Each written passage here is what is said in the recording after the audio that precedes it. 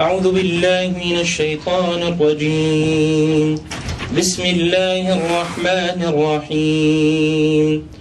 وعباد الرحمن الذين يمشون على الأرض هونا وإذا خاطبهم الجاهلون قالوا سلاما والذين يبيتون لربهم سجدا وقياما والذين يقولون ربنا اصرف عنا عذاب جهنم إن عذابها كان غراما إنها ساءت مستقرا ومقاما والذين إذا أنفقوا لم يسرفوا ولم يقتروا وكان بين ذلك قواما والذين لا يدعون مع الله إلها آخر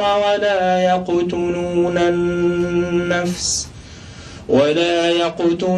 النفس التي حرم الله إلا بالحق ولا يزنون ومن يفعل ذلك يلقى أثاما يضاعف له العذاب يوم القيامة ويخلد فيه مهانا إلا من تاب وآمن وعمل صالحا فأولئك يبدل الله سيئاتهم حسنات وكان الله غفورا رحيما. صدق الله العظيم وبلغ رسوله الكريم ونحن على ما قال ربنا وخالقنا من الشاهدين. بسم الله الحمد لله والصلاة والسلام على رسول الله وعلى آله وصحبه ومن والاه. فأهلا وسهلا بجالية فرانكلين الكريمة. حيا الله هذه الوجوه وزكى الله هذه الأنفس، ونسأل الله عز وجل الذي جمعنا من غير أنساب بيننا في هذا المقام سرور المتقابلين. اللهم آمين. نسأل الله عز وجل قريبا نجتمع للاحتفال بتحرير سوريا إن شاء الله عاجلا غير آجل. معنا يعني ضيف عزيز وأحد رموز العمل الدعوي والمجتمعي في مصر، نحسبه على خير ونزكيه على الله، فضيلة أستاذنا الفاضل الأستاذ محمد حسين عيسى. والأستاذ محمد هو عضو شورى جماعة الإخوان المسلمين في مصر، وهو من قيادات الحركة الإسلامية في مصر، والاهتمامات الدعوية التي اهتم بها فضيلة الضيف كثيرة، لكن من أهمها على الإطلاق العمل التربوي. فنشأ على يديه أو تربى على يديه معظم رموز الحركة الإسلامية في مصر، وخصوصا مع بداية عودة الإخوان للساحة في بداية السبعينيات. أيضا أستاذنا الفاضل له اهتمامات كثيرة في تربية النشء المسلم وفي مجال العلاقات الزوجية، وله في ذلك كتابات كثيرة معظمها موجودة أونلاين. نعيش مع حضراتكم مع محاضرة مع ضيفنا العزيز بعنوان علو الهمة إن شاء الله، فليتفضل شيخنا مشكورا.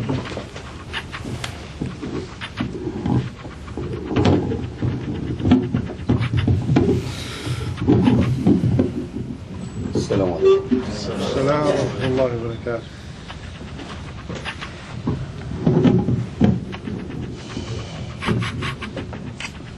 الحمد لله، نحمده ونستعينه ونستهديه ونستغفره ونتوب إليه، ونعوذ بالله من شرور أنفسنا ومن سيئات أعمالنا، إنه من يهديه الله فلا مضل له ومن يضلل فلا هادي له، وأشهد أن لا إله إلا الله وحده لا شريك له، وأشهد أن سيدنا محمدا عبده ورسوله. اللهم صل على سيدنا محمد النبي وأزواجه أمهات المؤمنين وذريته وآل بيته كما صليت على آل إبراهيم في العالمين إنك حميد مجيد. أما بعد، أسأل الله تبارك وتعالى لي ولكم جميعا التوفيق والعون والمدد والثبات ثم الخير. الهمة من الهم الاهتمام لكل اهتمام وهم يغلب عليه ومقاصد يريد أن هو يحققها ويهتم بها ويعزم عليها ويريدها وينفذها. والناس تتفاوت في هممها كما تتفاوت في أقدارها، فكل امرئ قيمته فيما يحسن في هذه الدنيا، وقيمة كل إنسان في الميزان ما يقدم يوم القيامة. ربنا عز وجل أقام هذه الدنيا ليختبر الخلق ليمتحنهم. يقول ربنا عز وجل: إنا جعلنا ما على الأرض زينة لها لنبلوهم، امتحنهم أيهم أحسن عمل. فهي مسابقة للخلق في حسن العمل، تنافس، ولكن في ماذا؟ الأصل أن يكون في حسن العمل. تبارك الذي بيده الملك وعلى كل شيء قدير، الذي خلق الموت والحياة ليبلوكم أيكم أحسن عملا. فربنا سبحانه وتعالى له الكمال المطلق، له الأسماء الحسنى والصفات العلى. وربنا عز وجل يريد من هذا الإنسان لجعله خليفة في الأرض أنه يتربى على صفات جميلة وصف بها ربنا عز وجل عباده الطامعين في مرضاته وفي جنته، اللي همتهم الآخرة. لأن الناس لو قسمناهم قسمين: أصحاب همة واطئة دنية، وأصحاب همة عالية. اللي همته الدنيا مؤكد همة كل إنسان بقدر ما يطلب. إذا كان بيطلب ما وصفه ربنا عز وجل وهو الخالق لا يعلم وخلق واللطيف الخبير، أن الدنيا لا تساوي جناح بعوضة. فإذا كانت همم الخلق تتنافس في جناح بعوضة، إذن هي همم واطئة دنيئة كالدنيا. أما اللي هم بيتنافسوا في الفردوس الأعلى هم دول أصحاب الهمم. عشان كده جاء في الحديث: من كان الله أكبر همه جمع الله عليه أمره وجعل غناه في قلبه وأتته الدنيا وهي راغمة. ومن كانت الدنيا أكبر همه شتت الله عليه أمره وجعل فقره بين عينيه ولم يأته من الدنيا إلا ما قسم الله له. همته الدنيا، بل أكبر همه الدنيا، ده هيصاب خسر الدنيا والآخرة. مش هياخد غير رزقه، بس هياخدها بالخطأ وهيحسب عليها ويلام عليها. اللي همته الآخرة ربنا بيديله الدنيا قبل الآخرة، ثواب الدنيا وحسن ثواب الآخرة، بيديله التوفيق والعون والمدد وراحة البال وتيسير الأمور والبركة والشؤون لا يعلمها إلا الله عز وجل. ويسر له الأمور ويجمع عليه شتات نفسه، ينصلح حاله، تيسر أمره وبارك له، ويكسب الآخرة كمان. فعشان كده يجب ان احنا نستمع الى الله عز وجل لما يطلب مننا، وقد اعد لنا اعداد رب كريم، اعداد عظيم قادر، أعد لنا ضيافة أبدية في جواره في جنة سقفها عرش الرحمن. يقول في الحديث القدسي: ما لا عين رأت ولا أذن سمعت ولا خطر على قلب بشر. ويدعو لها ربنا عز وجل، يدعو إلى دار السلام، يدعو أصحاب الهمم. من أجل ذلك يقول النبي صلى الله عليه وسلم: إذا سألتم الله طلبته فاسألوه الفردوس الأعلى. إياك وإياك إن حد يسبقك إلى الفردوس الأعلى، إلى جوار النبيين والصديقين والشهداء والصالحين، وأنت متاح لك ومتاح لك هنا في هذه الحياة الدنيا. إيه اللي أخرك؟ ربنا دعيك زي ما دعي الخلق أجمعين: وما جعل عليكم في الدين من حرج. لماذا تبطئ؟ لماذا التباطؤ؟ لماذا التكاسل؟ لماذا تبقى الهمة بتاعت المؤمن اللي دعيه ربنا عز وجل إلى الجنة يعني تصل إلى إن تبقى همته إنه يأخذ الدنيا ومش هياخد غير اللي ربنا رزقه، وهيخرج منها ويسيبها. وانذرهم يوم الحسرة إذ قضي الأمر وهم في غفلة وهم لا يؤمنون إنا نحن نرث الأرض ومن عليها وإلينا يرجعون. ربنا عز وجل يقول في سورة الحديد: اعلموا أنما الحياة الدنيا لعب ولهو وزينة وتفاخر بينكم وتكاثر في الأموال والأولاد كمثل غيث أعجب الكفار الزراع نباته ثم يهيج فتراه مصفرا ثم يكون حطاما. هذه الدنيا. وفي الآخرة الحصيلة عذاب شديد ومغفرة من الله ورضوان. هذا وصف للدنيا. الآية اللي بعدها على طول ربنا يقول: سابقوا إلى مغفرة من ربكم وجنة عرضها كعرض السماء والأرض أعدت للذين آمنوا بالله ورسله ذلك فضل الله يؤتيه من يشاء والله ذو الفضل العظيم. مسابقة، يدعو ربنا عز وجل إلى المسابقة: سارعوا إلى مغفرة من ربكم. ويصف أصحاب الهمم: أولئك يسارعون بس في الخيرات وهم لها سابقون. السابقون السابقون أولئك المقربون في جنات النعيم. ربنا عز وجل جعل من خلقه أصحاب الهمم العالية اللي تنشط لمصلحتها ومصلحة أهلها، مصلحة حبايبها. إذا كان نشاطك في هذه الحياة الدنيا بتحب نفسك وبتحب أولادك وحبايبك وعايزهم يبقوا في أحسن حال، لو أنت عاقل وتصدق رسول الله صلى الله عليه وسلم، والمؤمن يصدق، يقول: الكيس من دان نفسه وعمل لما بعد الموت. كلنا بنعمل مستقبل لأولادنا ولنفسنا، بس نخطئه إذا كان مستقبل بنبنيه بهمة وبنشاط كبير ينتهي بالموت، يبقى متاع قليل ويبقى تحقيق زائل. لكن إذا كان همتنا بنحب نفسنا ونحب أولادنا: يا أيها الذين آمنوا قوا أنفسكم وأهليكم نارا وقودها الناس والحجارة. هذه هي الهمم، هذه هي المقاصد، هذه هي الإرادات، هذه هي القوة.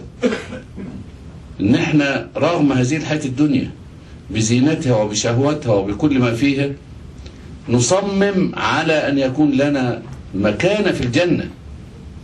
ينادى يوم القيامة: فلان ابن فلان سعد سعادة لا يشقى بعدها أبدا. شوف الفوز العظيم، شوف الشهرة. فيأخذ كتابه بيمينه ويقول: هاؤم اقرأوا كتابيه إني ظننت أن أيقنت أني ملاق حسابية فهو في عيشة راضية.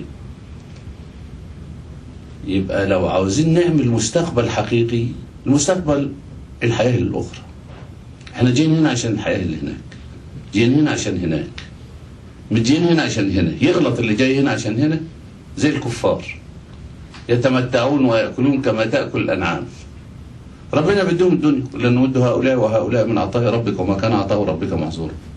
ادها لهم وقول لهم غوروا بيه، ما تسويش حاجة. قل تمتع بكفرك لأنك من أصحاب النار، خد، ما تسويش. لكن يقول: ولقد ذرأنا لجهنم كثيرا من الجن والإنس لهم قلوب لا يفقهون بها ولهم أعين ولا يبصرون بها ولهم آذان لا يسمعون بها أولئك كالأنعام زي البقر أولئك هم الغافلون. أولئك الأنعام بل هم أضل أولئك هم الغافلون. غفلة عما خلقنا له. أصحاب بقى الهمة، أصحاب الإرادة، الأكياس اللي بيفهم، المؤمنين، ده عارفين ومصدقين وعد الله. وعد الله الجنة لما توفون أجوركم يوم. وعد الله يتحقق هناك من أول القبر روضة من رياض الجنة أو حفرة من حفر النار. من منا خايف على أولاده أن يروحوا القبر يعذبوا في القبر، وقد يكون اليوم أو غدا؟ مين اللي يرضى ضناه وحبيبه ان هو يعذب في القبر يوم؟ طب ما في امكاننا ان احنا نخليها جنة، لان القبر اما روضة من رياض الجنة اما حفرة من حفر النار. مهما عملت لنفسك ولأولادك في هذه الحياة الدنيا لا نلت السعادة، لأن السعادة لا علاقة لها بجمع المال ولا المناصب ولا الشهرة. السعادة ربنا يحققها بأمرين، واللي عاوز يصدق ربنا يصدق، مش عاوز هو حر. من عمل صالحا من ذكر أو أنثى وهو مؤمن فلنحيينه حياة طيبة. السعادة حياة طيبة، وفي الآخر هو نزلناهم أجرهم بأحسن ما كانوا يعملون. يبقى مدار السعادة على الإيمان والعمل الصالح. الإيمان والعمل الصالح. يبقى لو أنا عاوز أعيش حياة طيبة في الدنيا وأضمن الجنة في الآخرة، ما قدامنيش إلا الإيمان بالله، تصديق ربنا وتصديق النبي عليه الصلاة والسلام. ما يقول لي حاجة حاضر يا رب، لما يعطينا أي حاجة أو يمنعنا أي حاجة راضي يا رب، راضي يا رب. أعيش سعيد في الدنيا وفي الآخرة، أجد حلاوة الإيمان. حلاوة الإيمان. ثلاث من كن فيه وجد بهن حلاوة الإيمان: أن يكون الله ورسوله أحب إليه مما سواهم، وأن يحب المرء لا يحبه الله، وأن يكره أن يعود في الكفر كما يكره أن يقذف في النار.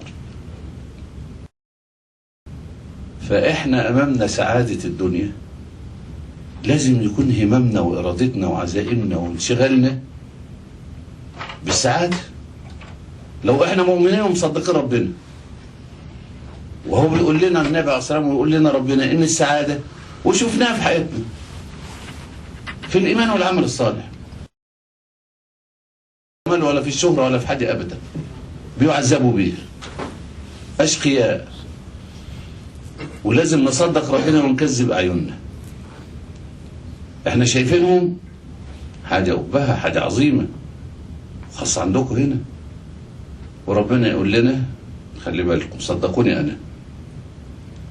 يقول: فلا تعجبك أموالهم ولا أولادهم إنما يريد الله ليعذبهم بها في الحياة الدنيا وتزهق أنفسهم وهم كافرون. تصدقوا ربنا يا جماعة؟ يعني إذن هم بتعذبوا؟ حد يصدق؟ عيشة ضنك. وإن أراد عن ذكر فإن له إيه؟ عيشة ضنك. الله الأبهة والتيسير، والله عيشة ضنك. والله أنا مؤمن بالله وأنتم مؤمن بالله، ولازم تصدقوا ربنا ونتذكر فعلا. اللي عايز يخدم نفسه، اللي عايز يعز نفسه، اللي عاوز يسعد نفسه، اللي عاوز يعز أهله، عليه بالإيمان والعمل الصالح. هذه هي الهمة الصحيحة العالية من جمع المال، وجمع وجاب وعمل. ده الكفار يعملوه أحسن مننا وبيعملوه أحسن مننا، يعلمون ظاهرة من الحياة الدنيا وهم عن الآخرة هم غافلون. مش هو ده اللي فيها الهمة ولا المنافسة. منافسة على درجات الجنة. والله اللي يعمل للآخرة زي ما ربنا قال وزي النبي عليه الصلاة والسلام قال، هيدوم الدنيا والآخرة، ثواب الدنيا وحسن ثواب الآخرة. هيبقى يجمع الله عليه أمره ويجعل غناه في قلبه وتأتيه الدنيا وهي راضية. إذن عندنا همتين: همة عالية وهمة دنيئة والعياذ بالله. الهمة العالية همة المؤمنين الصالحين العاملين. وعشان كده كان سيدنا النبي عليه الصلاة والسلام يحرض تحريض على العمل وعلى الهمة في كل مجال. يجلس النبي عليه الصلاة والسلام بين أصحابه ويسأل: من منكم عاد مريضا؟ من منكم تصدق؟ من منكم صام؟ من؟ كل ده سيدنا أبو بكر يقول: أنا يا رسول الله، أنا يا رسول الله. سابق بالخير سباق. كان يتسابق مع سيدنا عمر. في مرة سابقوا بقى في خدمة الناس وفي الصدقة وفي العمل وفي الجهاد. فمرة سيدنا عمر النبي عليه السلام أيضا عاوز يحرضهم على البذل، على التضحية، فطلب إن عايزين فلوس، عايزين مال، مش لنفسه الدعوة. فسيدنا عمر قال اليوم أسبق أبا بكر، نوى بقى نية كبيرة، فجا رايح وقسم المال بتاعه اللي في البيت، وجه جاي بقى وضع نصف المال عند النبي عليه السلام. قال ما أبقيت لأهلك؟ قال مثل يا رسول الله. شوية جاي سيدنا أبو بكر وجايب اللي عنده كله وحطه قدام النبي عليه السلام. قال ما أبقيت لأهلك؟ قال أبقيت لهم الله ورسوله يا رسول الله. سيدنا عمر قال والله لا أسابقك أبدا، مش أنت بقى اللي حاطط سابق ويسبق غيره، لكن أبو بكر لا. إذا كان بيعطيهم مسابقة النبي عليه السلام. حتى في الجهاد في غزوة أحد النبي عليه السلام طلع سيف، قال من يأخذ هذا السيف؟ كل واحد بقى ايه سيف النبي عليه السلام هيديهوله، فقال من يأخذ بحقه؟ فكله سكت. فقام واحد من الأنصار اسمه سيدنا أبو دجانة رضي الله عنه، قال أنا يا رسول الله أخذ بحق. فأخذه وفرق هام المشركين في يوم أحد وغيره. كان النبي صلى الله عليه وسلم يحرضهم على زي ربنا يحرضنا، يقول والذين جاهدوا فينا لنهدينهم سبلنا وإن الله لمع المحسنين. إحسان، عاوزين نوصل للإحسان. مين اللي يجاهد نفسه ويمنعها عن المعاصي، يمنعها عن الطمع، يمنعها عن الأذى لله، ويبقى من المحسنين اللي يحبوهم ربنا. الله يحب المحسنين ومع المحسنين. مين مسابقات ربنا عاوز يحرضنا على الجنة. من ذا الذي يقرض الله قرضا حسنا؟ هو ربنا فقير يا جماعة؟ سبحان الله. لكن بيحرضنا على ان احنا نصدقه ونصدق الجزاء بتاعه في الجنة. من ذا الذي يقرض الله قرضا حسنا فيضاعفه الله؟ مين اللي يصدق ربنا؟ عاوزين نصدقه بقى. قل هاتوا برهانكم ان كنتم صادقين. تحريض على العمل وعلى الصدقة وعلى الجهاد. سيدنا النبي عليه الصلاة والسلام أول ما نزل عليه اقرأ بقى نبي. يقولون نبأه بإقرأ ورباه بإقرأ وأرسله بالمدثر. 3 سور دول أول ما نزلوا القرآن في مكة. بقى نبي بقى هيعمل خلاص وصل. لا، ربنا يقول له بقى قم الليل إلا قليلا نصفه أو انقص منه قليلا أو زد عليه ورتل القرآن ترتيلا. ليه؟ إن سنلقي عليك قولا ثقيلا. وراك مهمة كبيرة. اللي ورا مهمة كبيرة يروح ينام عشان بكرة. إن ناشئة الليل هي أشد وطنا وأقوم قيلا إن لك في النهار سبحا طويلا. ده أنت وراك شغل كبير قوي بكرة وبالنهار، فما تنامش الليلة دي. قوم اعبد ربنا. والنبي عليه الصلاة والسلام لما ينزل عليه أمر على طول ينفذه من غير كلام. ادي معنى انه كان قرآن يمشي على الأرض، يعني اللي يوازن القرآن يعمله على طول. خلاص قام الليل وظل يقوم الليل وبالنهار دعوة. فحبيبته زوجته أم المؤمنين خديجة رضي الله عنها تقول يا رسول الله ألا تنام ألا تستريح؟ شفق على زوجه. يقول له النبي عليه الصلاة والسلام لقد مضى عهد النوم يا خديجة. مين فينا يا جماعة اللي بيقول لنفسه كده؟ مين اللي يقول لقد مضى عهد النوم يا خديجة؟ ورانا جنة، ورانا نار، ورانا أمة غلب عليها الإسلام عاوزين نعيدها، ورانا ظلمة عاوزين نصر عليه، عاوزين نعيد الحق في الأرض. أمة محمد من لها؟ إحنا كنتم خير أمة أخرجت للناس تأمرون بالمعروف وتنهون عن المنكر. لقد مضى عهد النوم يا خديجة. مين فينا يقول لقد مضى عهد النوم يا خديجة؟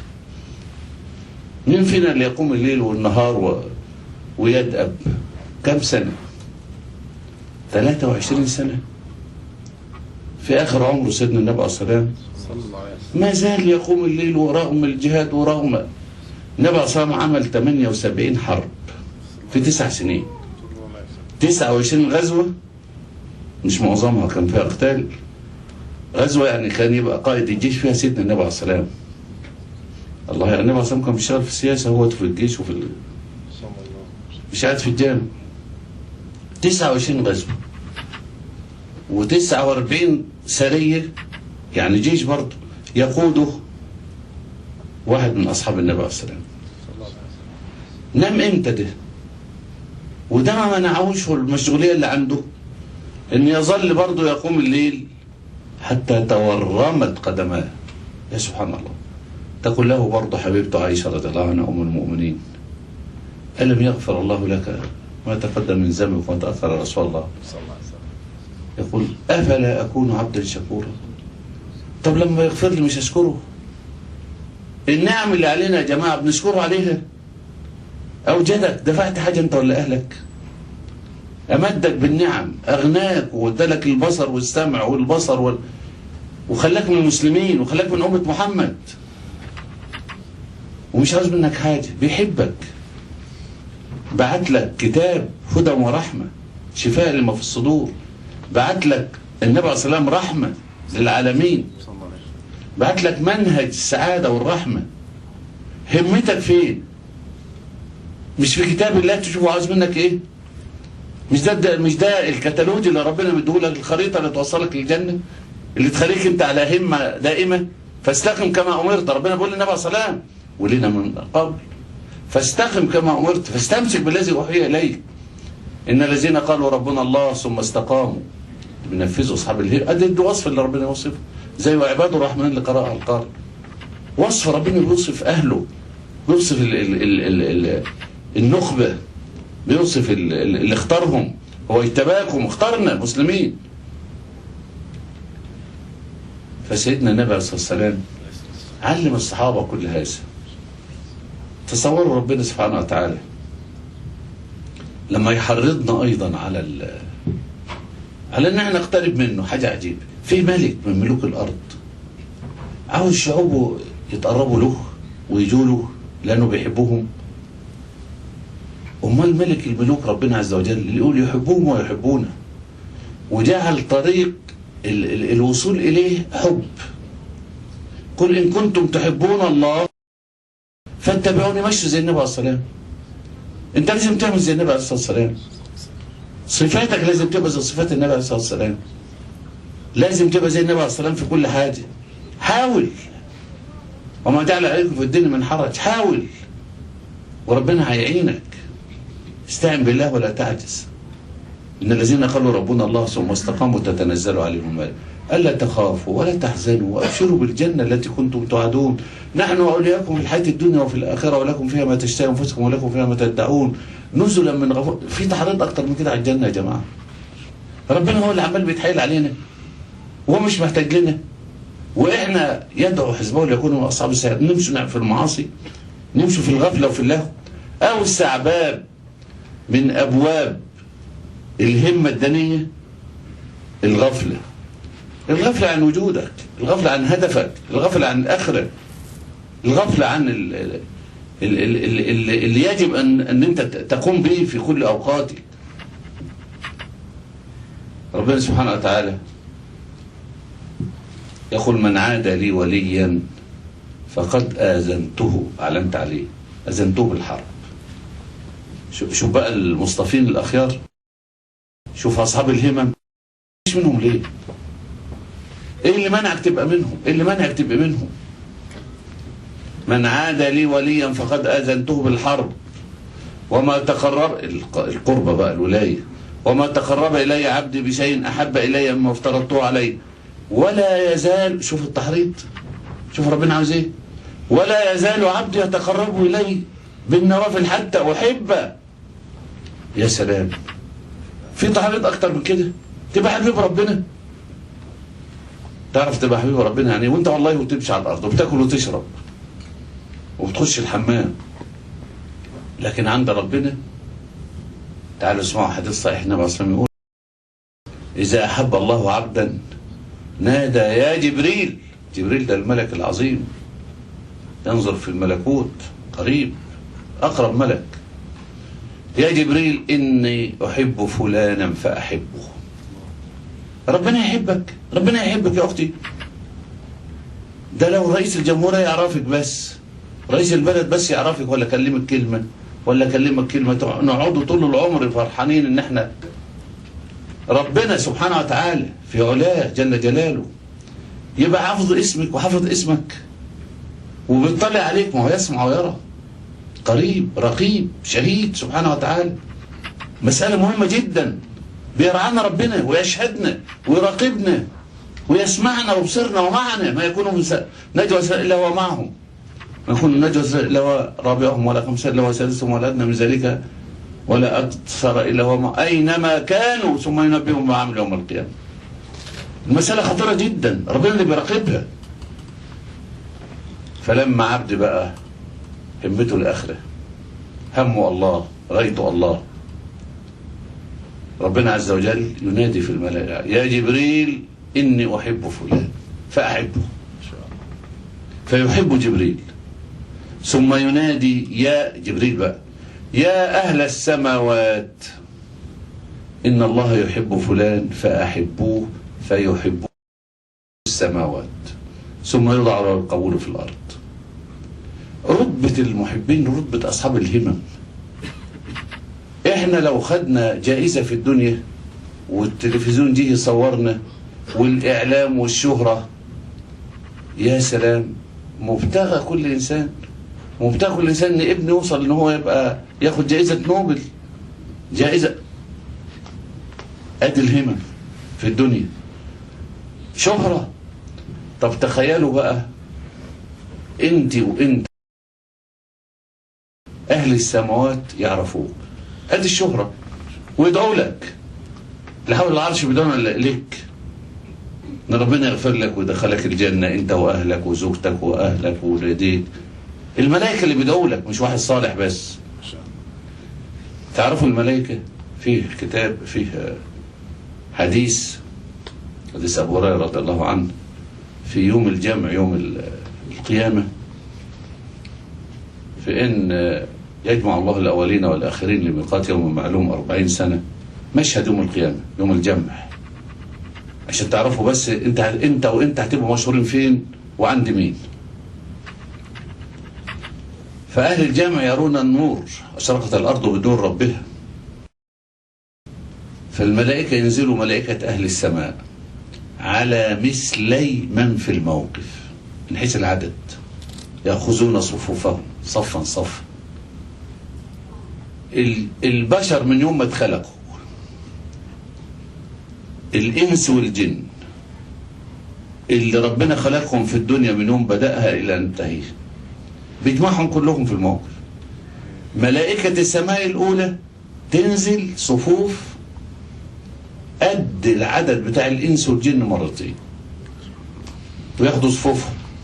ثم تشرق الأرض، تنزل ملائكة السماء الثانية، عددهم قد إيه؟ قد الملائكة والإنس والجن مرتين. طب السماء الثالثة، كل سماء تنزل قد الموقف بما فيها الملائكة بتاع الأولى والثانية والثالثة والإنس والجن. ده غير حملة العرش، لا يعلم عددهم إلا الله، اسمهم الكروبيون. تصوري وتصور وانت الآن قاعد، لو انت حبيب ربنا، لو مطيع لربنا، لو مؤدي اللي عليك، لو فاهم انت مخلوق ليه، لو همك رضا ربنا، انك انت مشهور في السماء بالعد ده. وهتعرف ده بس اول ما تموت. اول ما تموت هتجيلك الملائكة اللي حبيبك. ان الذين قالوا ربنا الله ثم استقاموا تتنزل عليهم الملائكة عند الموت عشان يبشروه: خروج آيات الروح الطيبة إلى رضوان من الله ورحمة فتخرج تسيل كما تسيل القطر من في السقاء. جنازة ملائكية رائعة جدا. هيخرجوا وإلى السماء الأولى تفتح لهم السماء الثانية، عارفينها. يقولوا فلان ابن فلان، روح فلان ابن فلان، خلاص معروفة، لحد ما يبقى في السماء السابعة. يقول ربنا عز وجل: اكتبوا كتابه في عليين ثم أعيدوه إلى الأرض منها خلقتم وفيها أعيدوهم مرة أخرى، اللي هو وما أدراك ما عليون، كتاب مرقوم يعني مكتوب. عليين هناك في السماء السبع. انت هتنتظر وانت هتنتظر ان شاء الله وولادكم المؤمنين والشهداء بتوع سوريا وغيرهم. احنا بنقولوا ماتوا صعبين علينا، والله ده زمانهم احنا اللي صعبين عليهم. شهداء سوريا وشهداء اللي بيقفوا ضد الظلمه دول زمانهم بيقولوا صدقوا ربنا. ده سيدنا عبد الله بن حرام، واحد من الصحابه اللي ابنه سيدنا جابر بن عبد الله رضي الله عنه قتل في أحد، استشهد في أحد. فلما شاف بقى مش بقى الهيلمان اللي احنا شايفينه هنا، لما شاف اللي عند ربنا، ما هو أحياء عند ربهم يرزقون فرحين يستبشرون بالذين لم يلحقوا بهم. عايزين استشهدوا، انتوا خايفين من الظلم، انتوا استشهدوا ما تخافوش علينا. فلما شاف كده، عشان نعرفوا الأخوة عند الصحابة كان شكلها ايه وحق الأخوة كان ايه. واحد دخل الجنة وبيسأل ربنا انه يرجع الدنيا تاني. ليه؟ تعرفوا يا اخوة؟ بيقول لربنا عشان ابلغ اخواني بالله. بقى انت في الجنة عاوز ينزل، بيحب اخوانه، عاوز يأكد لهم الحقوا. فربنا قال له انا هنزل لك، لان انا كتبت ما حدش يرجع. أنا ونزل بقى قول الله: فلا تحسبن الذين قتلوا في سبيل الله أموات بل أحياء عند ربهم يرزقون. معروفين سعداء أحياء عند ربهم يرزقون فرحين. الظلمة دولي الفراعين ده هم النار يعرضون عليها غدوا وعشيا، ده في القبر وفي البرزخ، ويوم تقوم الساعة أدخلوا آل فرعون أشد العذاب. والفراعين دي وظيفة الظلمة من الحكام. أبشروا والله، أبشروا بالجنة، فاصبر إن وعد الله حق. فربنا عز وجل بيطالبنا إن إحنا نبقوا أحبابه، يحبون ويحبونا. عاوزنا نبقوا أحبابه.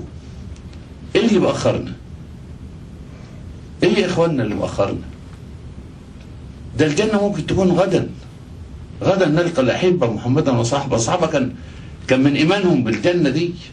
الجنة من وراء أحد.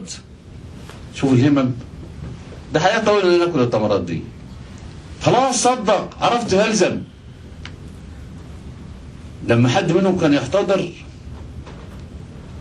يشوفوا اليقين، يروحوا يعيدوه، يقولوا له: بلغ رسول الله صلى الله عليه وسلم سلامي. متأكدين هو رايح يقابل النبي عليه السلام. ما هو مع النبيين والصديقين والشهداء والصالحين. ناس صدقت بالآخرة، أمنوا بالله وباليوم الآخر. إحنا ليه ضعف علينا الإيمان باليوم الآخر كده؟ عشان ما عندناش همة تساوي وعود الله ده وتجاري مطالب الإسلام. إحنا نعمل وننفق ونضحي. كان النبي عليه الصلاة والسلام يحرضهم، يقول: والذي نفس محمد بيده، يحلف: ليس بعد الدنيا من دار إلا الجنة أو النار. شوف التحريض، كلام حلو وكلام صحيح، حقائق. احنا بنسمعها حديث مش حقيقة. مش بنتلقى من النبي عليه السلام، مش بنتلقى عن الله عز وجل، لأنه بيتكلم بوحي وينطق عن الهوى. كان يحرض النبي عليه السلام يقول ايه؟ والله لا يؤمن. النبي عليه السلام يحلف: والله لا يؤمن، والله لا يؤمن 3 مرات. الصحابة طبعا قالوا: خاب وخسر، من يا رسول الله؟ قال: من بات شبعان وجاره جائع وهو يعلم. شوف التحريض على الخير وعلى ان احنا نتفقد بعضنا البعض، وان احنا نشوف الفقير واللي محتاج عشان نديله ونديله. ده احنا بندي لنفسنا، ده الفقير احنا بننفعه دنيا وهو ينفعنا اخره. احنا بننفع نفسنا لما بنتصدق. ربنا غني، الحمد لله احنا لاقيين حد نديهم فلوس. ده يوم القيامه في حديث صحيح ان يخرج معاه بالذهب قطعه كبيره من الذهب، عاوز حد ياخدها منه يقول له خلاص اعمل باقي وخلاص القيامه هتقوم. الحق تصدق قبل ما تصدق، وما تقدموا لانفسكم خيرا تجدوه عند الله. تحريض على كل شيء. النبي عليه الصلاه والسلام يحرض وبعمله قدوه، لان النبي عليه الصلاه والسلام شاف الجنه ودخلها وهو زينا كده لسه بيمشي على الارض في ليله المعراج، شاف الجنه وشاف النار. احنا صدقنا بس ما عندناش اليقين. ما عندناش اليقين اللي كان عند حارثه رضي الله عنه، شاب من الانصار يدخل النبي عليه الصلاه والسلام لقاه نايم، معلم متواضع، رئيس الدوله ونبي الامه وقائد الجيوش وقاضي، ويدخل يلاقي شاب ويقعد يصحيه من النوم. كيف اصبحت يا حارثه؟ يعني زي حالك. فيلاقي النبي عليه الصلاه والسلام يقول له اصبحت مؤمنا حقا يا رسول الله، اطمئن علي. يعني ما سيبوش النبي عليه الصلاه والسلام عشان احنا كمان. قال يا حارثه ان لكل شيء حقيقه، ما حقيقه ايمانك؟ قال شوفوا بقى، عزفت نفسي عن الدنيا، انا صدقت ربنا انها لا تساوي، خلاص بقى مناية وشوقي الاخره، بقيت بحب لقاء الله، ومن احب لقاء الله احب الله لقاءه. خلاص خدت منها موقف زي النبي صلى الله عليه وسلم خد منها موقف. رئيس الدوله وعنده الخزائن وما غيرش الاوضه الطين اللي كان ساكن فيها صلى الله عليه وسلم، ومات فيها هدومهم فيها عبره لنا. فسيدنا النبي عليه الصلاه والسلام قال له ما حقيقه ايمانك؟ قال عزفت نفسي عن الدنيا فأظمأت نهاري وأسهرت ليلي، يعني عبادة بالليل وبالنهار، خلاص متفرغ للآخرة. وكأني أرى عرش ربي بارزة، شايف قدرة الله، فكر فيه. وكأني أرى الجنة وأهلها يتزاورون، وكأني أرى النار وأهلها يتضاهون يلعن بعضهم بعض. قال عرفت فالزم، خليك على كده. مؤمن نور الله قلبه. اللهم نور قلوبنا يا رب العالمين. اللهم عرفنا طريقك وعنا عليه يا رب العالمين. والسلام عليكم ورحمة الله وبركاته. وتعالى خلق الليل للنوم للراحة. معروف انه الانسان يحتاج على الاقل 6 ل7 ساعات من النوم في فترة الليل، بينما نجد يعني النصوص الدينية بتحرض على قيام الليل وعلى عدم النوم، فكيف بنوازن بين هالواقع؟ لا، تقليل النوم مش عدم النوم. يعني هو في الحقيقة الصحابة كانوا أقوياء جدا وصحاء جدا وما كانوش بيناموا كتير، بس برضه ما كانوش بياكلوا كتير، ما كانوش مترهلين زينا كده.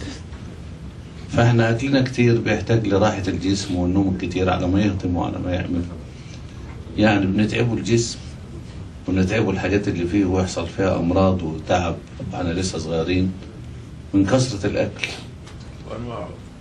وأنواعه. يعني لما ربنا حب يوصف الكفار وصفهم وصف عجيب جدا، عبرة لنا عشان ما نبقاش نقتدي بيهم. يقول يتمتعون ويأكلون، يتمتعون ويأكلون كما تأكل الأنعام زي البقر، والنار مسوى لهم. فهل احنا نتشبه بمين؟ بأهل الله ولا أهل الشيطان؟ تشبهوا بأهل الله، ما ماتوش وما حصل لهمش حاجة، أكلهم كان قليل ونومهم كان قليل، يعني قلة الأكل وقلة النوم وقلة الكلام دي نافعة جدا. يعني أهل التربية يوصوا بيها، نقلل النوم والكلام إلا بذكر الله، لأن النبي صلى الله عليه وسلم يقول لا تكسروا الكلام بغير ذكر الله فإن كثرة الكلام بغير ذكر الله قسوة للقلب، وإن أبعد الناس من الله القلب القاسي. سؤال آخر أخوان. طيب أنا في عندي سؤال عن مصر وأحوال مصر الآن، إذا تعطينا هيك نبذة قصيرة إن شاء الله عن الأوضاع في مصر الشيخ بيسأل على الأوضاع الآن في مصر. يعني أنا عايز تصدقوني الوضع في مصر كويس وبيتحسن باستمرار، والشعب كان مجهل بالإسلام ومضغوط، فما كانش واخد حريته. ومرسي لما حد بيكلمه على الحكاية دي بيقول سيبوهم، كانوا محرومين من الحرية وما فاهمينها غلط، بس اديلهم فرصة. لدرجة بيشتموه ويسكت، رغم ان احنا عارفين ان هو حاسم جدا، ولما بيشوفوه لما بيجي في مواقف بيبقى حاسم فيها جدا. لكن اهل مصر احنا بنشفق عليهم، احنا حتى كاخوان ما بنزعلوش منهم ولا حتى اللي هم بيعرضونا. ليه؟ السنين الطويلة دي كلها يعني الثقافة الغربية والثقافات اللي هي ما هيش وطنية ولا إسلامية غلبت عند كل الناس، والإعلام مؤثر جدا. سحر بني إسرائيل الحديث، سحروا أعين الناس واسترهبوهم وجاءوا بسحر عظيم. فإحنا بنعذر شعبنا وبنصبر عليه، وعايز إعادة تأهيل، إعادة تربية، لأن هو يعيد الإسلام والقيم والسلوك والمبادئ. الإسلام عظيم بس غايب. اللي دخل في الإسلام ده وحب يروح بلاد المسلمين فلقاهم غير اللي هو أراه، فقال الحمد لله الذي هداني الإسلام قبل أن أرى أهله، أنه لو كان شافه ما كانش دخل في الإسلام. وأنا أرجو أن أنتوا الجاليات الإسلامية هنا دي تروا الناس الإسلام الحقيقي، مش أن أنتوا تشبهوا بيهم، لا، أروا الناس السلوكيات والقيم والمبادئ والروحانيات والأشياء الجميلة اللي في الإسلام. مصر غنية فيها ثروات عظيمة جدا، بس عايزة تستخرج وعايزة وقت وعايزة مال، والنظام وخاصة كمان بعد الثورة مش بس كان بينهب، لا، عاوز يصل إلى إنه يخلي. كانوا يقولوا لنا كده احنا هنسيب لكم البلد محروقة، أرض محروقة. يعني إيه؟ لا الخزنة فيها ولا فعايزة شوية صبر، لكن فيها ثروات وفيها خطط جميلة جدا للعمل. فبإذن الله إن شاء الله يعني هنرى خير. الجيش كويس، ابتدى يتدرب. الجيش عندنا للأسف من بعد كان بديف ما عادش له عناية بالتدريبات العسكرية ولا العقيدة القتالية، وعمل 70 شركة يا إخواني، والله كل شركة منهم فيها مئات الملايين. 70 شركة دول يعملوا إيه؟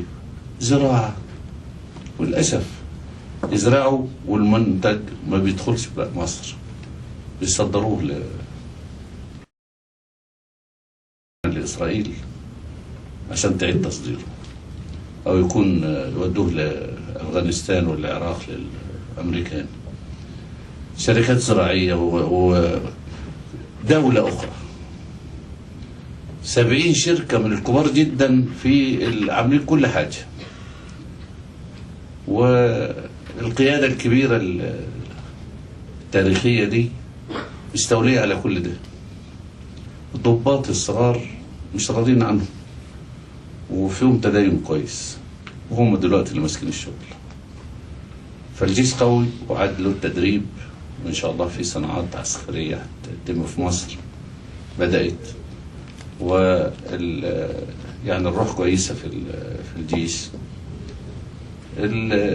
السياسة والاجتماع، الثورة المضادة حاولت بكل السبل وبتقدير الله عز وجل وتثبيت الله عز وجل وبعون الله عز وجل بتفشل في كل حاجة. وتصميم القائمين على الأمر بأنهم لازم يصبروا لحد ما تحقق زي ما انتم عارفين الدستور وغيره. نقلوا الآن دلوقتي الخصومة والثورة المضادة في الاقتصاد. عندنا واحد اسمه نجيب ساويرس وغيره راحوا اشتروا بمليارات الجنيهات دولارات من مصر، فغلوا الدولار على حساب الجنيه ايه المصري، ويخوفوا الناس يقولوا ده هتفلس، مصر هتفلس. فهي حرب جديدة، ما فشلوا في الاقتصاد في السياسة، وفشلوا في الاجتماعيات وفي الإعلام حتى كمان. فهم بدأوا يعملوا حرب ايه؟ حرب في الاقتصاد. لكن الاقتصاد قوي، والحكومة بتاعت قنديل عندنا الرئيس قال لهم مالكمش دخل بالأحداث ولا بالنواحي الموجودة دي، سيبوها لنا وانتوا اشتغلوا. شغالين كويس جدا وعاملين استثمار كويس يعني خطط كويسة ان شاء الله. سؤال آخر تفضل. شو رأي أخونا بمستقبل الثورة السورية؟ ان شاء الله على خير. اصل تأكد يعني اللي عايز يغلب ربنا يورينا، والله غالب على امره ولكن اكثر الناس لا يعلمون. يعني بالله عليك واحد يأيد يعني ربنا اللي انتوا عارفين ربنا، بس احنا زي ما كنا بنقوله بالنسبة للظالم عندنا مبارك ده، هو امتى ربنا هيسيبه كده؟ لا مطول في عمره ومديله لكن عرفنا انه بيطول في عمره عشان يذله في الاخر، عشان يشوف الثورة.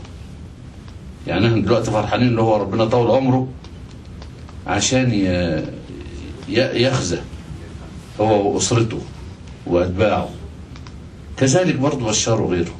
ربنا سبحانه وتعالى يسيبه يعمل كده، بس اصل ربنا صبور له حكمة. لكن تفتكروا ربنا ينصره وما ينصرش الناس الطيبة الغلابة دي؟ ما ظنكم بربكم الكريم. هو حد يتشكك في لحظة ان بشار هيكسب يبقى ما يعرفش ربنا، مش ممكن. والواقع شافنا، ما قذافي كان كده، وبن علي كان كده، ومبارك كان كده، وبتاع اليمن كان كده. لا، المستقبل للشعوب ان شاء الله، ومستقبل الاسلام ان شاء الله. يا رب. عندي سؤال. أخونا الشيخ طبيعي له مؤلفات كثيرة جدا، وفي بعض المؤلفات كان تحدث فيها يعني عن الأسرة المسلمة. هذا موضوع بيهم الجالية في الغربة. فسؤالي شو نصيحة الشيخ للزوج والزوجة في الغربة؟ لا ده عايزة محاضرات فله كتب في هذا المجال. نعم. يعني وانا ليا موقع يا ريت حد يدخله، وفيها كتاب اسمه العشرة الطيبة بين الزوج والزوجة والزوجة والزوج والأولاد. يعني على الأقل الكتاب ده فيه أكثر من 50 مؤلف. بعتناه بالإيميل الهاي شو اسمه موجود. لكن يعني أنا أنصح الأزواج والزوجات إن مبدأ السعادة متاح خاصة في البيت المسلم. وعد ربنا لا يخلف الميعاد. ليه بيوتنا ما فيهاش المودة والرحمة والسكينة اللي ربنا وعد بيها؟ ربنا يخلف الميعاد يا أخوان؟ حاشا. يبقى الخلف من عندنا. احنا رحنا عقدنا عقد زواج على الكتاب والسنة، ونروح نعيشه بعيد عن الكتاب والسنة. يبقى احنا يعني أوفوا العقود. ربنا قال إن هو عقد مغلظ، ميثاق غليظ. فاحنا عاهدنا ربنا من اول ما نتجوزه على الكتاب والسنة، عقد زواج على الكتاب والسنة. اين الكتاب والسنة في حياتنا؟ وربنا بيقول ومن آياته أن خلق لكم من أنفسكم أزواجا لتسكنوا إليه وجعل بين اللي بيتع ربنا وجعل بينكم مودة. المودة الحب الصادق، ورحمة. الرحمة اللي هي الأدوات اللي تبين هذا الحب من كلام ومن خدمة ومن تصرفات ومن كذا ومن كذا. ده رحمة، نرحموا بعض. ومن آياته أن خلق لكم من أنفسكم أزواجا لتسكنوا إليه وجعل بينكم مودة ورحمة إن في ذلك لآيات لقوم يتقون. البيت المسلم ده آية على السعادة وعلى إن ربنا اللي بيرعاه، لأنه ماشي على الكتاب والسنة. نبعد عن الكتاب والسنة ونرجع ونشتكوا. طب الشكوى إحنا اللي مسؤولين. احنا ربنا وعدنا، بس احنا اللي خالفنا، احنا اللي خالفنا. لكن انا اقول لكم ان من الكتاب والسنة ان العلاقة الزوجية وظيفة عبودية. العبادة تشمل الحياة كلها، وهنسأل يوم القيامة عن كل كلمة وكل لحظة وكل فعل ولو مثقال ذرة زي ما انتم عارفين. وربنا في الكتاب وفي السنة اتكلم على الجواز من بداية الخطبة لغاية الانفصال لغاية الأولاد ده أكتر من الصلاة والصوم لأهمية هذا الموضوع. فإحنا لو مشينا على الكتاب والسنة بهذا القدر يبقى علينا حقوق، كل واحد عليه حقوق للآخر. عبادة يعني الزوجة إنها تخدم، إنها تدخل السرور على زوجها، إنها تمتعه، إنها تحافظ له على أولاده، إنها تعمل كذا أو كذا وكذا. عبادة اسمها عبادة التباعل. النبي عليه الصلاة والسلام قال حسن تباعلكن لأزواجكن يعدل ذلك كل يعدل. اللي كان بتسأل عليه ستنا أسماء عن الجهاد والحج والنفقة، قال لها قيامك بعبودية التباعل، إنك زوجة وإنك أم تعدل الجهاد في سبيل الله. ما حدش بيفكر إن دي عبادة. مجاهد قرب الميكروفون شوي لا قريب ضعيف. ما هو اصلا انا بتكلم عليهم، لكن لما اتكلم عليك هتقول ايه؟ ابعد الميكروفون شويه. فتح الله عليك.